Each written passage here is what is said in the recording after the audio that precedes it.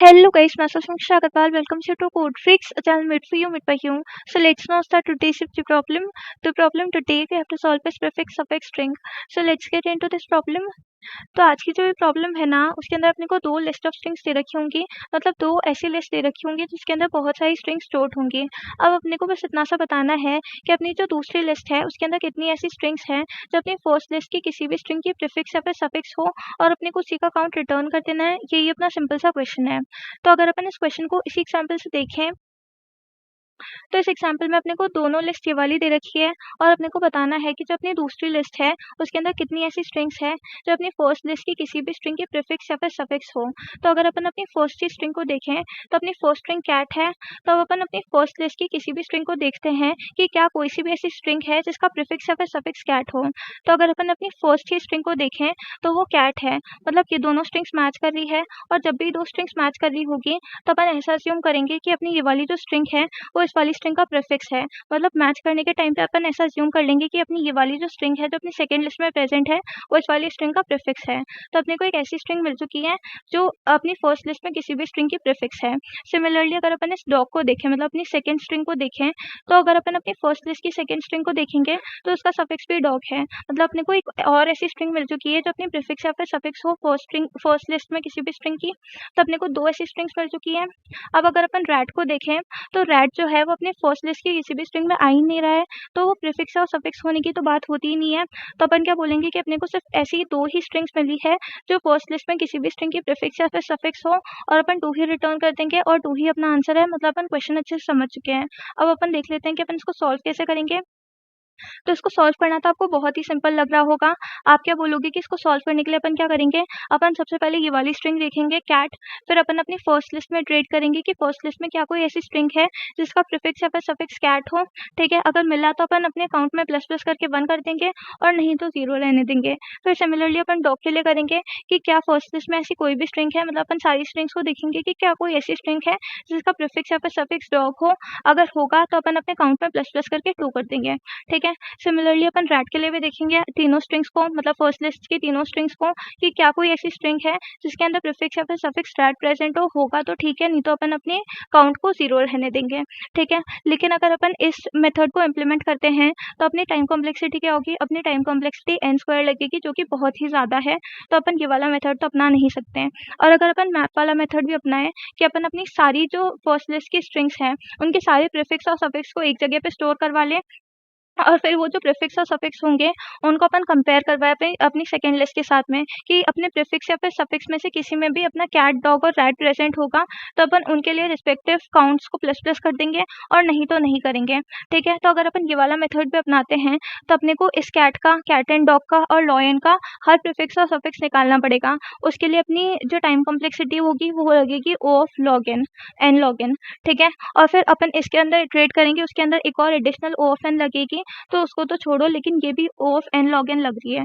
और अपने को कितनी चाहिए टाइम कॉम्प्लेक्सिटी, अपने को क्वेश्चन में टाइम कॉम्प्लेक्सिटी दे रखी है कि जो भी अपनी स्ट्रिंग का साइज बड़ा होगा, मतलब जिस भी स्ट्रिंग का साइज बड़ा होगा उस स्ट्रिंग तक की अपन टाइम कॉम्प्लेक्सिटी ले सकते हैं। मतलब मोटा मोटा अगर अपन देखें तो अपने को ओ ऑफ एन की टाइम कॉम्प्लेक्सिटी चाहिए, तो वो इन दोनों मेथड से तो अपने को नहीं मिलेगी। तो अपने को क्या करना पड़ेगा, अपने को ट्राई को इम्प्लीमेंट करना पड़ेगा। अगर अपन ट्राई को इम्प्लीमेंट करेंगे तो ट्राई के अंदर भी अपन यही मैप वाला काम करेंगे, पर वो जो काम होगा वो बहुत एफिशिएंट तरीके से हो जाएगा। अपन क्या करेंगे, अपन इन तीनों स्ट्रिंग्स के जितने भी पॉसिबल प्रीफिक्स और सफिक्स होंगे उन सबको अपने ट्राई डेटा स्ट्रक्चर में स्टोर करवा लेंगे। ठीक है, और फिर अपन अपनी सेकंड लिस्ट को कंपेयर कर लेंगे कि क्या सेकंड लिस्ट के अंदर कोई सी भी ऐसी स्ट्रिंग है जो अपने प्रीफिक्स और सफिक्स के अंदर आ रही है तो ठीक है, अपना प्लस प्लस कर दो काउंट के अंदर, और नहीं आ रही है तो मत करो। ठीक है, तो एक बार अपन इसको इम्प्लीमेंट करने की कोशिश करते हैं कि ये इतनी एफिशिएंटली कैसे इम्प्लीमेंट हो रहा है। ठीक है, तो एक बार अगर अपन इसको इम्प्लीमेंट करें तो आप जानते होंगे कि अपना जो ट्राई डेटा स्ट्रक्चर होता है उसके अंदर एक सेंट्रल रूट होती है और उसके बहुत सारे चिल्ड्रंस होते हैं। ठीक है, तो एक बार अपन इसको इम्प्लीमेंट करके देख लेते हैं। सबसे पहले तो अपन कैट के प्रीफिक्स और सफिक्स लिख लेते हैं। ठीक है, तो अगर अपनी स्ट्रिंग जो है वो कैट हुई और अपनी जो सेकंड लिस्ट है उसके अंदर कुछ भी आया, लेट सपोज उसके अंदर सी भी आया, तो सी के लिए भी अपने को काउंट को प्लस प्लस करना पड़ेगा क्योंकि ये जो कैट है उसका जो प्रीफिक्स है वो सी होगा। ठीक है, सिमिलरली अगर सी ए आया तो इसका प्रीफिक्स सी ए है तो उसके लिए भी अपने को काउंट को प्लस प्लस करना पड़ेगा। सिमिलरली टी आया तो अपने को उसके लिए भी काउंट को प्लस प्लस करना पड़ेगा क्योंकि अपना सफिक्स जो है वो टी है। सिमिलरली अगर ए टी आया तो भी अपने को काउंट को प्लस प्लस करना पड़ेगा क्योंकि इस कैट का सफिक्स जो है वो 80 है, ठीक है। तो अपने को इन सारे ही सिनेरियोज को ध्यान में रखना है। तो अपन क्या करेंगे, अपन सिंपली सबसे पहले तो प्रीफिक्स स्टोर करवा लेंगे और एक बार अपन सफिक्स स्टोर करवा लेंगे। तो प्रीफिक्स तो अपन सिंपली क्या करते हैं, प्रीफिक्स के लिए इसकी जो एक नोड है उसके ऊपर सबसे पहले सी डालते हैं, फिर ए डालते हैं और फिर टी डालते हैं। ये पूरा कैट हो गया।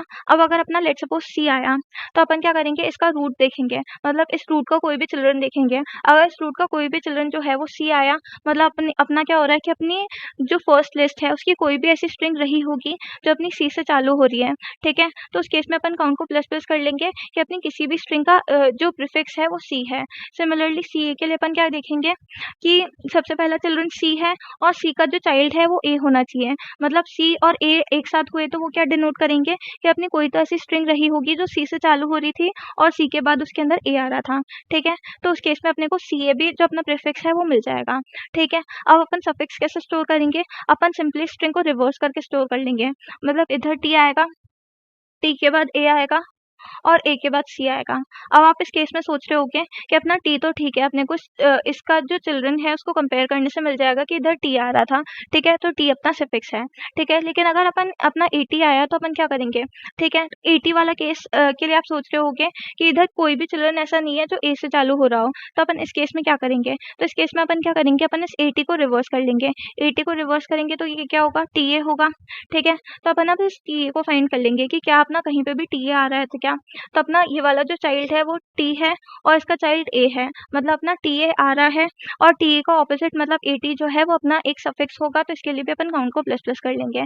तो अपन सिंपली क्या कर रहे हैं, अपन सबसे पहले तो अपनी स्ट्रिंग को ऐसे ही स्टोर करवा रहे हैं और एक बार अपन रिवर्स करके स्टोर करवा रहे हैं। और जब अपन चेक करेंगे तब भी अपन ऐसे ही करेंगे कि अपन सबसे पहले तो जो अपनी स्ट्रिंग है, मतलब अपन जिसको भी चेक कर रहे हैं उसको अपन नॉर्मली पहले स्ट्रेट में चेक करेंगे और फिर अपन उसको रिवर्स करके चेक करेंगे, ठीक है। तो ये तो अपने कैट का हो गया। अब अपन कैट एंड डॉग पे आते हैं, ठीक है। तो कैट एंड डॉग को अपन कैसे स्टोर करेंगे, इसके अंदर टाइम कॉम्प्लेक्सिटी कैसे बच रही है वो मैं आपको बता देती हूँ, ठीक है। तो अपने को कैट तो यहाँ पे मिल रहा है, कैट एंड डॉग की अपन बात करें तो कैट तो अपने को यहाँ पे मिल रहा है। अब अपन क्या करेंगे, ठीक है, बाद सिंपली अपन अपेंड कर देंगे ए एन डी डी ओ जी, ठीक है। कैट एंड डॉग अपना अपेंड हो गया, ठीक है। तो इधर अपने को टाइम कॉम्प्लेक्सिटी इसको ऐड करने की, कैट को ऐड करने की नहीं लगी। कैट के बाद अभी जो एंड और डॉग अपेंड हुआ है अपनी सिर्फ इसी की टाइम कॉम्प्लेक्सिटी लगी। अपन ने इधर कैट को पहले ही चेक कर लिया कि ये सी था, ठीक है। तो अपन ने देखा कि क्या अपने रूट का कोई भी चिल्ड्रन सी है, तो अपना चिल्ड्रन सी था। फिर अपन ने देखा कि क्या अपना कोई भी चिल्ड्रन सी के बाद ए है क्या, तो ए था, फिर टी था, फिर वापस टी का कोई भी चिल्ड्रन नहीं था। तो अपन ने क्या किया, टी का चिल्ड्रन बनाया, उसके अंदर ए को स्टोर किया, फिर एन को स्टोर किया और ऐसे पूरा स्टोर कर लिया, ठीक है। और उसके बाद अपन क्या करेंगे, इसका ऑपोजिट स्टोर कर लेंगे, मतलब G O D D O D N A ऐसे करके पूरा ऑपोजिट में भी स्टोर कर लेंगे। तो अब अपने को जी तो यहाँ पे कहीं पे भी नहीं मिल रहा, तो अपन क्या करेंगे, अपन एक नई नोड बनाएंगे। अपने को जी अगर कहीं पे भी नहीं मिलेगा, अपने ऑलरेडी एग्जिस्टिंग चिल्ड्रंस में से अपने को कहीं पे भी ये जो स्टार्टिंग नोड है वो नहीं मिलेगी, तो अपन नया चिल्ड्रन बनाएंगे। नहीं तो अपन नया चिल्ड्रन नहीं बनाएंगे, अपने को अपन उसी को कंपेयर कर लेंगे। जैसे अगर ये जो जी है वो जी से स्टार्ट ना होके सी से स्टार्ट हो रहा होता, ठीक है, तो सी तो अपन यही रखते हैं। सी के बाद अपना ये जो जी और ए है वो मैच नहीं कर रहा, तो अपन सी से एक और नोड स्टार्ट कर देते हैं, ठीक है। सी से अपन क्या करते हैं, अपन सी से ये जी फिर ओ और फिर डी वाली नोट स्टार्ट कर देते हैं। अपन सी को वापस स्टोर करने की टाइम कॉम्प्लेक्सिटी ऐड नहीं करते हैं, ठीक है। तो इधर ये जो इसका ऑपोजिट है वो स्टोर हो जाएगा। सिमिलरली लाइन स्टोर हो जाएगा और लाइन का ऑपोजिट स्टोर हो जाएगा, ठीक है। फिर कंपेयर करते वक्त अपन क्या देखेंगे, अपने को सबसे पहले कैट को ढूंढना है, तो अपन देखेंगे कि इसका कहीं पे भी इस रूट के कोई भी चिल्ड्रन में सबसे पहले सी आ रहा है क्या, ठीक है। तो सी आ रहा था, तो अपन इस नोड पे चले गए। सी के बाद अपने को बोला है कि क्या ए आ रहा है क्या सी के बाद, ठीक है। तो सी के बाद ये दो चिल्ड्रंस हैं, मतलब अपने पास दो ऑप्शंस हैं, तो अपन इस ए पे चले जाएंगे और अपन इसको रिजेक्ट कर देंगे, ठीक है। ए के बाद अपने को क्या बोला है कि अपने को कहीं पे भी टी मिल रहा है क्या ए के बाद, तो ए के बाद अपने को टी मिल रहा है, मतलब ये वाली पूरी स्ट्रिंग मैच हो चुकी है। तो अपन क्या करेंगे, अपन अपने काउंट में प्लस प्लस कर लेंगे और एक बार अपन इसका रिवर्स भी देख लेंगे। अगर ये वाली अपने को नहीं मिलती तो हो सकता है कि ये किसी का भी ऑपोजिट होता, मतलब किसी का भी सफिक्स होता। तो अपन क्या करते हैं, इस केस में अपन टी ए सी को भी सर्च कर लेते हैं कि क्या किसी का भी सफिक्स है अगर कैट, तो अपने को टी ए सी कहीं पे भी मिल जाएगा, ठीक है। अगर अपने को टी ए सी मिलता है, जैसे इधर अपने को टी ए सी मिल जाएगा, ठीक है, तो अपन बोल देंगे कि ये सफिक्स होगा। तो यही अपना सिंपल सा सॉल्यूशन था। एक बार इसका कोड भी देख लेते हैं। तो इसके कोड में मैंने क्या किया है, मैंने सबसे पहले तो अपनी रूट बनाई है, मतलब अपनी जो ट्राई डेटा स्ट्रक्चर होता है उसका मैंने रूट बनाया है। रूट मैंने कैसे बनाया है, मैंने गेट नोड किया है अपने ट्राई डेटा स्ट्रक्चर में। ट्राई डेटा स्ट्रक्चर में मैंने क्या बोला कि एक ट्राई नोड टाइप की रूट बना दो चिल्ड्रन जिसके 26 चिल्ड्रंस हों, ठीक है। फिर मैंने क्या बोला कि अपना गेट नोड करो, मतलब अपनी एक न्यू ट्राई नोड बनाओ। फिर क्या करो कि उसके जो सारे 26 चिल्ड्रन है ना उसको नल कर दो, ठीक है। और फिर अपनी जो पी नोड है, मतलब अपनी जो रूट है उसको रिटर्न कर दो, तो रूट इधर आ जाएगी। फिर मैंने बोला कि अपनी जो S1 वाली लिस्ट ऑफ स्ट्रिंग्स है उसके अंदर इटरेट करो, ठीक है। सबसे पहले तो जो अपनी S1 वाली स्ट्रिंग है उसको सिंपली अपने ट्राई डेटा स्ट्रक्चर में, मतलब उसके रूट के चिल्ड्रंस में इंसर्ट कर दो। तो एक बार अपन इंसर्ट वाला फंक्शन देख लेते हैं। तो इंसर्ट के अंदर अपन ने क्या किया है, अपन ने सबसे पहले तो अपनी रूट को इनिशियलाइज किया है, ठीक है। अपने रूट को अपन ने एक pcrawl नाम के वेरिएबल से इनिशियलाइज कर दिया, ठीक है। फिर अपन क्या कर रहे हैं, अपन ने स्ट्रिंग में इटरेट करेंगे। जो अपनी कैट वाली स्ट्रिंग है इसके अंदर अपन इटरेट कर रहे हैं। सबसे पहले अपन ने क्या किया, अच्छा इधर अपन ने क्या किया था, अपन ने सीधा इधर ABCD में स्टोर कर लिया। उधर अपन क्या कर रहे हैं, C में से A की ASCII वैल्यू को माइनस कर रहे हैं। तो अपना क्या स्टोर होगा, C की ASCII वैल्यू क्या होती है, 65, 66, 67 होती है, ठीक है। उसके अंदर से अपन A की ASCII वैल्यू को माइनस कर रहे हैं जो कि 65 होती है, ठीक है। ये कैपिटल लेटर्स के लिए होती है, शायद C की ASCII वैल्यू 99 होती है स्मॉल c की, और स्मॉल a की होती है 97, ठीक है। तो 99 में से 97 को अगर अपन माइनस करें तो अपना 2 आएगा, ठीक है। तो अपन C के लिए 2 को स्टोर कर रहे हैं, A के लिए 0 को स्टोर कर रहे हैं, T के लिए जो भी अपना रिस्पेक्टिव ASCII डिफरेंस होगा वो आ जाएगा, ठीक है। तो ऐसे अपन स्टोर कर रहे हैं, ठीक है। उसके बाद मतलब अपन ने क्या किया, अपनी जो फर्स्ट वैल्यू थी, मतलब अपना जो इंडेक्स था उसके अंदर अपन ने क्या बोला कि अपना जो भी की ऑफ आई है, मतलब अपना कैट जो है वो सी से स्टार्ट हो रहा है, तो की ऑफ आई अपना सी होगा। सी में से ए की आस्की वैल्यू को माइनस कर दो, तो अपने इंडेक्स में 2 आएगा। फिर अपन बोल रहे हैं कि अपना जो प्री क्रॉल है, मतलब अपनी जो रूट है उसके कहीं पे भी किसी भी चिल्ड्रन में अगर 2 नहीं आ रहा है सबसे पहले, तो अभी तो अपनी रूट एम्प्टी थी, उसका कोई भी चिल्ड्रन अपना बना हुआ नहीं था, तो अपना किसी भी चिल्ड्रन पे 2 नहीं आ रहा था। तो अपन क्या करते हैं, ये वाला एक चिल्ड्रन अपन बनाएंगे, एक चिल्ड्रन अपन बोल रहे हैं कि बनाओ, जनरेट करो, गेट नोट करो, ठीक है। और फिर वो जो चिल्ड्रन होगा उसको अपन असाइन कर देंगे 2, ठीक है। फिर अपन क्या करेंगे, प्री क्रॉल से उसके चिल्ड्रन पे चले जाएंगे, मतलब 2 पे चल जाएंगे। फिर ठीक है, 2 के बाद अपन वापस 2 का चाइल्ड स्टोर कर लेंगे, ठीक है। 2 के बाद अपना क्या आ रहा है, अपना नेक्स्ट इंडेक्स क्या है, 2 के बाद अपना क्या आएगा, ए आएगा, ठीक है। मतलब सी के बाद अपना ए आएगा, ए माइनस ए 0 हो जाएगा। फिर अपन देखेंगे कि क्या सी का कोई भी चिल्ड्रन 0 है। अगर सी का कोई भी चिल्ड्रन 0 होगा तो अपन सीधा सीधा उसी चिल्ड्रन पे चले जाएंगे, और अगर वो चिल्ड्रन नहीं होगा तो अपन सी का एक चिल्ड्रन 0 बना देंगे, मतलब अपन गेट नोट कर लेंगे, ठीक है। फिर ऐसे ऐसे सी के बाद, मतलब 2 के बाद 0 स्टोर हो जाएगा, और जी के बाद 0 के बाद टी के लिए जो भी अपना आज की वैल्यू डिफरेंस होगा वो स्टोर हो जाएगा, ठीक है। फिर अपना वापस कोई भी कैट एंड डॉग आया जैसे, ठीक है। तो अपने को मालूम है कि रूट का एक चिल्ड्रन सी, मतलब सी माइनस ए मतलब 2 है, मतलब अपना रूट का एक चिल्ड्रन 2 है। तो अपन क्या करेंगे, अपन सीधा ही वापस गेट नोट नहीं बनाएंगे, अपन 2 पे चले जाएंगे, मतलब अपन अपने सी पे चले जाएंगे। फिर वापस अपना ए आया, ठीक है। तो अपन को मालूम है कि सी का जो चिल्ड्रन है वो ए है, ठीक है। तो अपन सीधा वापस ए पे चले जाएंगे, फिर अपन वापस टी पे चले जाएंगे।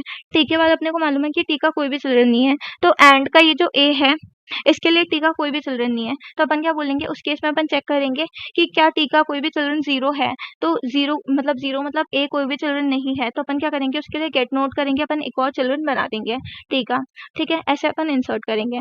तो इंसर्शन समझ में आ गया। पहले अपन ने सीधा सीधा इंसर्ट किया है, फिर अपन क्या कर रहे हैं, अपन अपनी स्ट्रिंग को रिवर्स कर रहे हैं, और फिर उसका रिवर्स वर्जन स्टोर कर रहे हैं अपना सफिक्स कैलकुलेट करने के लिए, ठीक है। फिर अपन क्या करेंगे, अपन अपना ये जो ट्राई डेटा स्ट्रक्चर है वो बन गया है। फिर अपन ने क्या किया, अपन ने अपने आंसर को 0 डिक्लेयर कर दिया है। फिर अपन क्या करेंगे, अपन अपनी स्ट्रिंग्स के अंदर इटरेट करेंगे, मतलब अपनी जो दूसरी वाली लिस्ट ऑफ स्ट्रिंग्स थी उसके अंदर अपन इटरेट करेंगे। अपन सबसे पहले तो अपन अपनी एक रिवर्स स्ट्रिंग लेंगे, उसके अंदर अपनी नॉर्मल स्ट्रिंग को, मतलब अपनी स्ट्रिंग को स्टोर कर देंगे। फिर अपन क्या करेंगे, अपनी ये जो रिवर्स है, मतलब अपनी जो स्ट्रिंग अपन ने एक और कैरेक्टर रिवर्स के अंदर लिया है, उसके अंदर अपन क्या करेंगे, अपन अपनी स्ट्रिंग को रिवर्स कर देंगे। फिर अपन एक बार अपना नॉर्मल वर्जन चेक करेंगे, और एक बार अपन अपना रिवर्स वर्जन सर्च करेंगे। दोनों में से कुछ भी आंसर आया, मतलब दोनों में से अगर अपना रिवर्स वर्जन ट्रू आया, मतलब वो जो स्ट्रिंग है वो अपना सफिक्स है अपनी किसी भी स्ट्रिंग का, नहीं तो अपना प्रीफिक्स है किसी भी स्ट्रिंग का। तो अगर प्रीफिक्स और सफिक्स में से कुछ भी ट्रू आया तो अपन क्या करेंगे, आंसर को प्लस प्लस कर देंगे और लास्ट में आंसर को रिटर्न कर देंगे। एक बार अपन अपना सर्च वाला फंक्शन भी देख लेते हैं।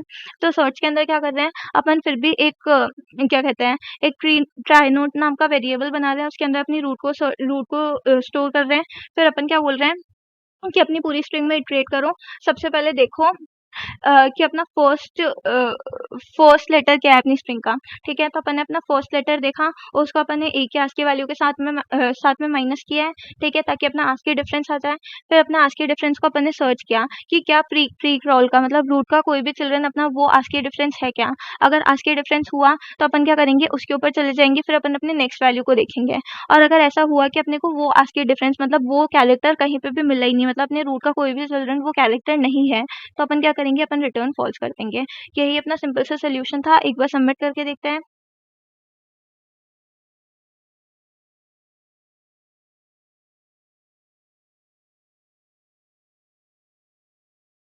तो हाँ, अपना बिल्कुल सबमिट हो रहा है, मतलब एकदम एक्यूरेट सोल्यूशन, आप इसको बिल्कुल कंसिडर कर सकते हैं। होप आपको समझ में आया होगा। अगर आपको समझ आया, वीडियो पसंद आई तो वीडियो को लाइक करें, चैनल को सब्सक्राइब करें। और अगर आपको कोई भी डाउट है तो प्लीज़ कमेंट बॉक्स में ज़रूर मेंशन करिएगा, हम आपका डाउट सॉल्व करने के लिए हमेशा प्रेजेंट है। Thank you so much, thanks for watching, have a nice day.